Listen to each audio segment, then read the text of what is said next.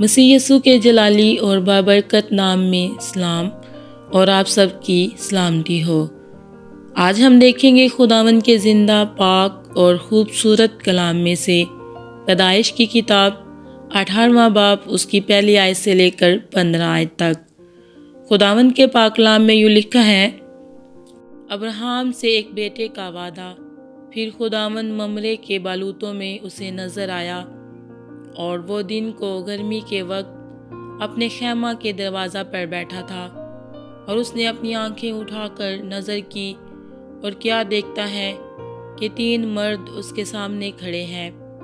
وہ ان کو دیکھ کر خیمہ کے دروازہ سے ان سے ملنے کو دوڑا اور زمین تک جھکا اور کہنے لگا کہ اے میرے خداوند، اگر مجھ پر آپ نے کرم کی نظر کی ہے تو اپنے خادم کے پاس سے چلے نہ جائیے، بلکہ تھوڑا سا پانی لایا جائے، اور آپ اپنے پاؤں دھو کر اس درخت کے نیچے آرام کریں۔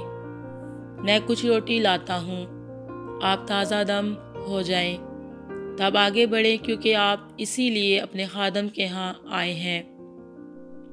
انہوں نے کہا، جیسا تو نے کہا ہے ویسا ہی کر۔ اور ابراہیم ڈیرے میں سارا کے پاس دوڑا گیا اور کہا کہ 3 پیمانہ باریک آٹا جلد لے اور اسے گوندھ کر پھلکے بنا۔ اور ابراہیم گلہ کی طرف دوڑا اور ایک موٹا تازہ بچڑا لا کر ایک جوان کو دیا، اور اس نے جلدی جلدی اسے تیار کیا۔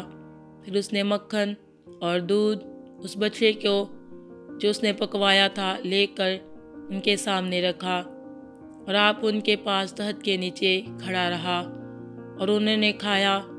پھر انہوں نے اس سے پوچھا کہ تیری بیوی سارا کہاں ہے؟ اس نے کہا وہ ڈیرے میں ہے۔ تب اس نے کہا میں پھر موسم بہار میں تیرے پاس آؤں گا، اور دیکھ تیری بیوی سارا کے بیٹا ہوگا۔ اس کے پیچھے ڈیرے کا دروازہ تھا۔ سارا وہاں سے سن رہی تھی، اور ابراہیم اور سارا ضعیف اور بڑی عمر کے تھے، اور سارا کی وہ حالت نہیں رہی تھی جو عورتوں کی ہوتی ہے۔ تب سارا نے اپنے دل میں ہنس کر کہا، کیا اس قدر عمر رسیدہ ہونے پر بھی میرے لیے شادمانی ہو سکتی ہے، حالانکہ میرا خاوند بھی ضعیف ہے؟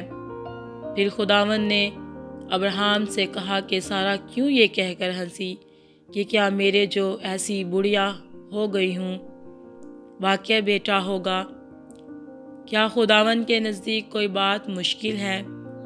موسم بہار میں معین وقت پر میں تیرے پاس پھر آؤں گا، اور سارا کے بیٹا ہوگا۔